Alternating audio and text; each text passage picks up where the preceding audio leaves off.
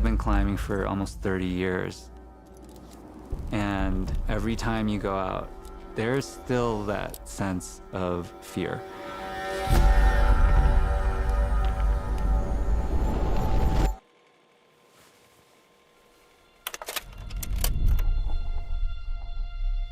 When I was about 20 years old, I moved in my car. Started living on the road for over 7 years.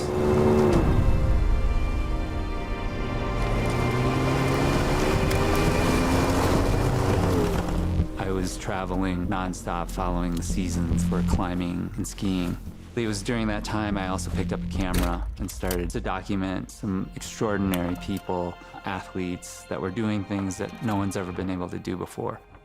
Eventually, the footage from a series of expeditions became the film Meru. I was a total self-taught photographer, and it was the same with filmmaking. I never imagined it would go as far as it did. Meru won the Audience Award at Sundance. Free Solo won Best Documentary at the Academy Awards. Today, I get the privilege to be able to talk with Jimmy Chin, professional climber, photographer, Oscar award-winning filmmaker who collaborated with Disney Creative Works and Ford to co-create the 3 network reveal stories about the Ford Bronco. If you haven't seen the videos yet, you can check out the link below in the description or in the article on autoblog.com. And also make sure to check out all of the Bronco coverage on Autoblog as well. Jimmy, thanks for taking the time to talk to me today. Yeah, absolutely. Thanks for having me on the show.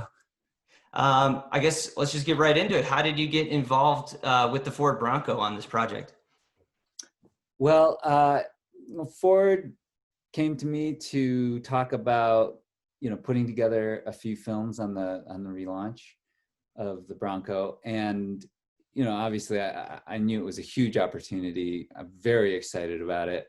But, with any sort of project that gets, this kind of attention, there's also, a lot of pressure. So fortunately, that's a space that I spend a lot of time in. It's like the classic feeling on an expedition where you're really motivated to climb something, whether that's in the Himalayas or around the world. But there's also that nervous energy of like, okay, we really gotta step up and make this great. But Ford's been an incredible partner to work with, and we had some really talented people, and we just dove into it and wanted to do something that was special. I would say, like, normally your subjects are human beings, which I think still rings true with the 3 videos that you produced here. But I was just curious if there are any unique challenges that shooting a car brought to the production that perhaps maybe you haven't encountered before. Well, I mean, I think that what we were really trying to achieve here was just to tell a great story. We had obviously great talent. Kip Moore, really successful and amazing country musician. Brooke Rabatu, who is, representing the U.S. in the Olympics as a climber, and then myself. But I think the idea behind these films was really related to, what the Bronco was representing in this moment. A vehicle that could like really get you back outdoors to reconnect with the wild places. So I'm really happy to get back to the outdoors where my love started for the sport. I definitely sometimes just have that need to be on an adventure.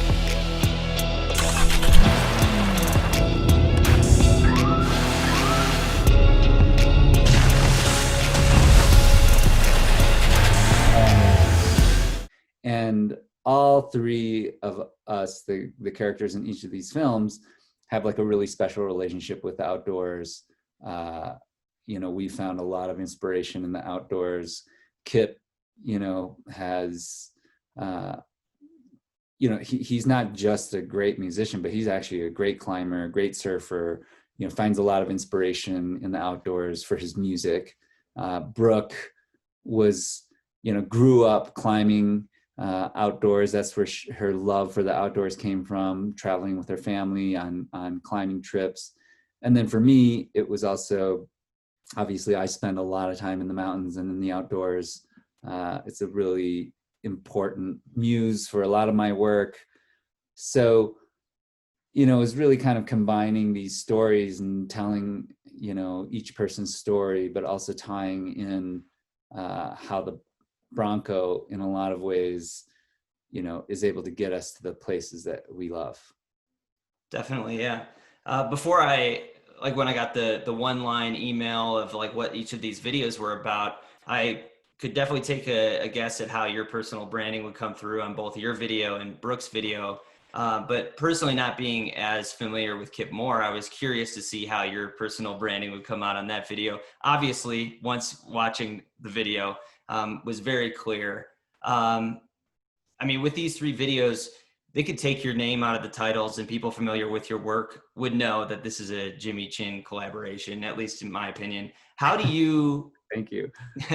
how do you kind of balance keeping your personal branding consistent as well as staying on message for brands and companies that your work is highlighting? Do you just only accept work from, brands that you care about and speak to you?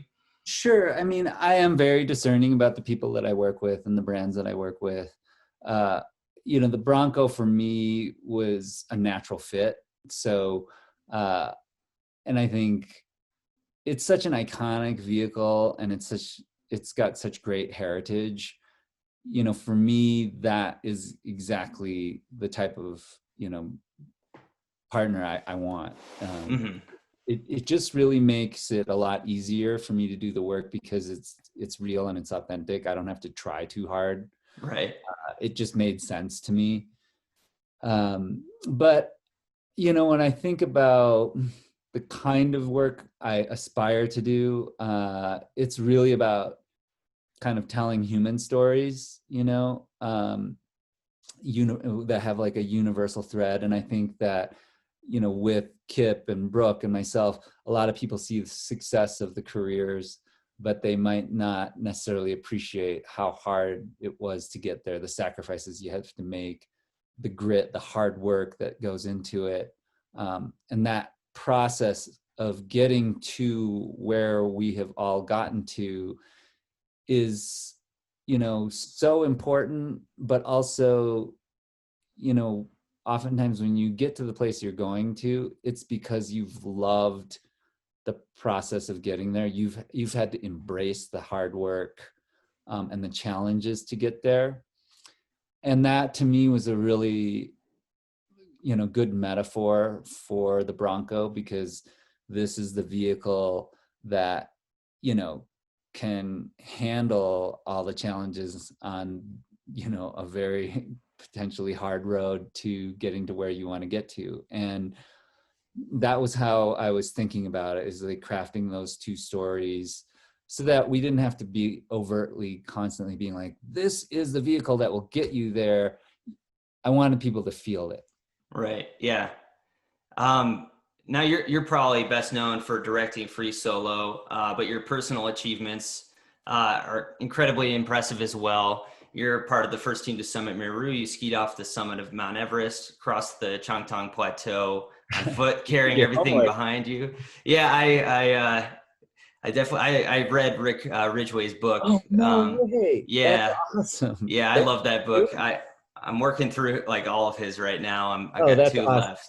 Yeah, He's a great mentor of mine. He's the one actually that taught me to film. And if you watch any of my films, in the acknowledgments and thank yous in the back, he's always very high on that list of thank yous. So was that trip, the Changtang Plateau? I hope I'm pronouncing that right.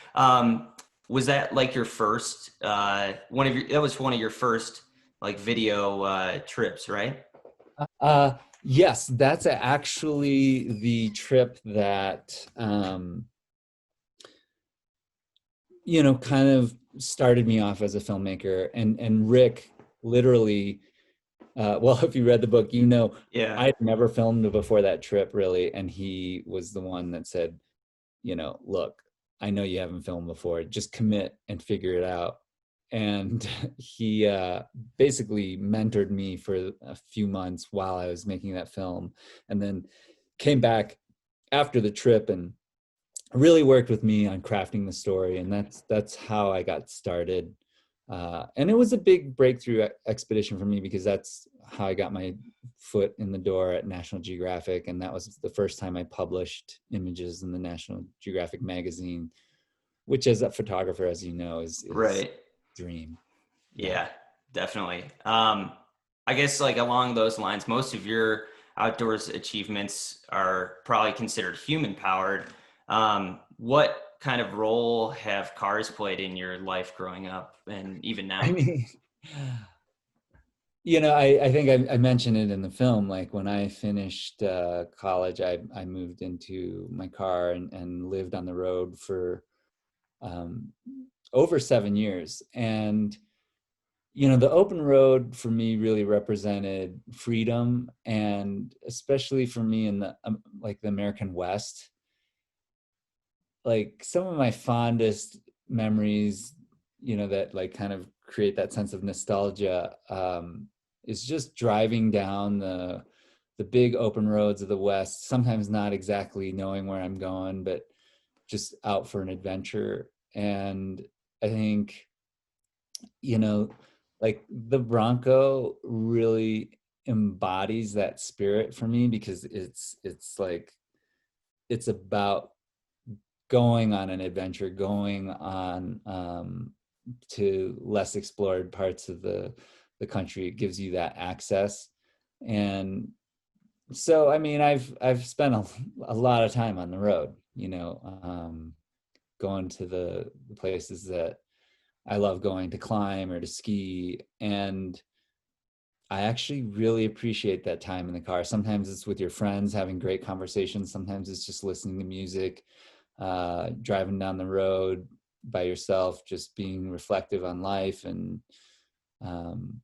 so I guess you could say it's been a big part of my life. Your next major project is a documentary about Doug and Chris Tompkins and the work that they've done along with Yvonne Chouinard down in Patagonia. Doug, who founded the North Face, Yeah. he and Yvonne and 3 other guys drove a Ford Econoline in 1968 from California down to Patagonia, surfing and mountain climbing and all that along the I am way. so impressed, by the way, with how much I was thinking the Autoblog. I'm like, okay, cool. But you've done your homework. Thank you. I appreciate that very much. Yeah. How do you think the Bronco would fare on a trip like that? And do you have any plans to replicate that trip in a Ford Bronco? Oh man, that would be a dream trip. I think the Ford Bronco would be the perfect vehicle. I mean, especially back when they did it. I mean, I bet they were driving down roads that you wouldn't really even consider roads. Especially in a van today, yeah. Yeah, down through Central America and down along the coast of South America. I mean, it's kind of considered, the ultimate a road trip. So yeah, you'd want a vehicle that can handle a lot, for sure. I just have a couple more questions here.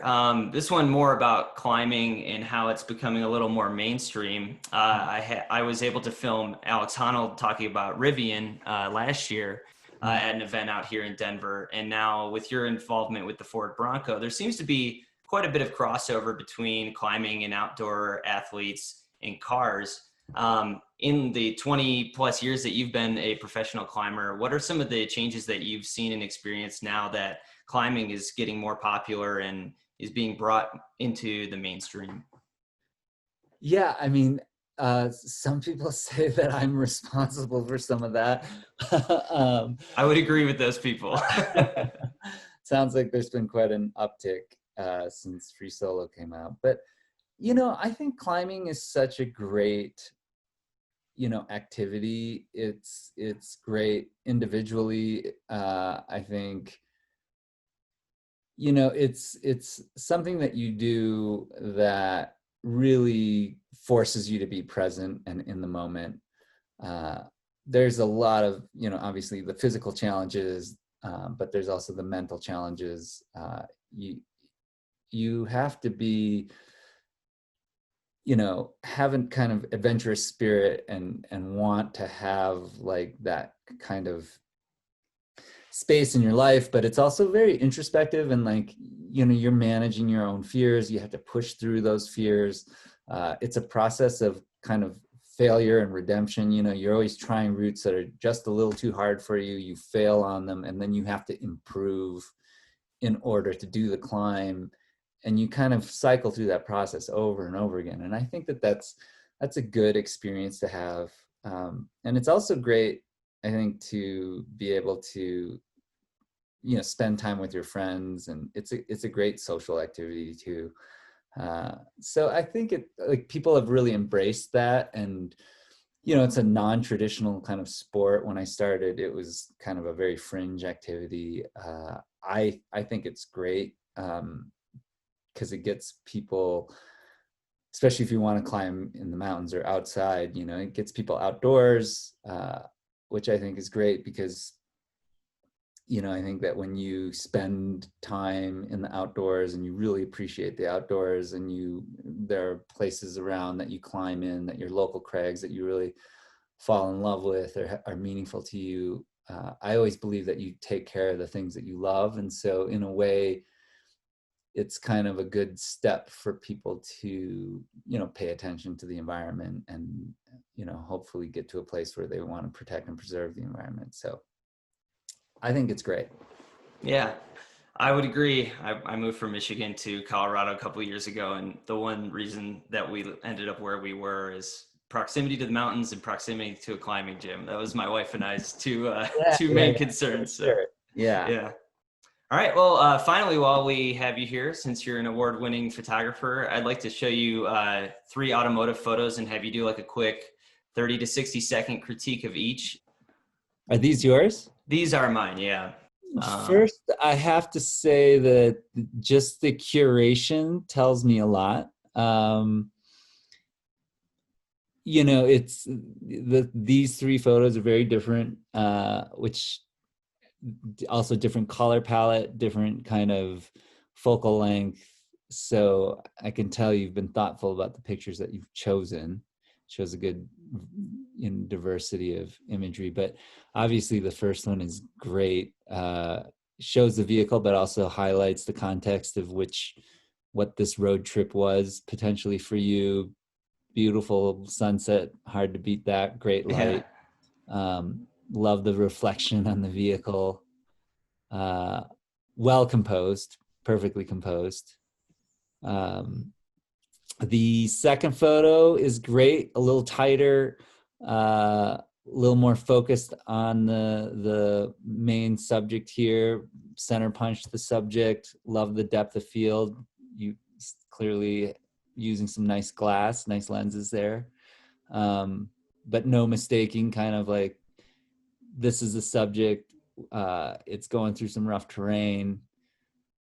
So, the thing about photography is like when I see photos like this, I can tell that you've been very intentional in how you've shot it. These aren't kind of happy accidents that have happened. So that's a great shot. And love that third shot as well. Big landscape, context, and then like the subtle hint of the vehicle in the lower right-hand corner on a big curvy road.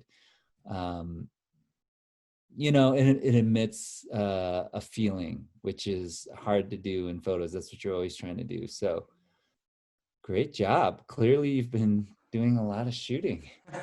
Quite a bit. Yeah. Thank you very much. These are great. Thank you. Really impressed. That was it for me today. Thanks for taking the time today, Jimmy. It's been a pleasure. Absolutely. Thank you. And hopefully we get to meet in person sometime, Chris.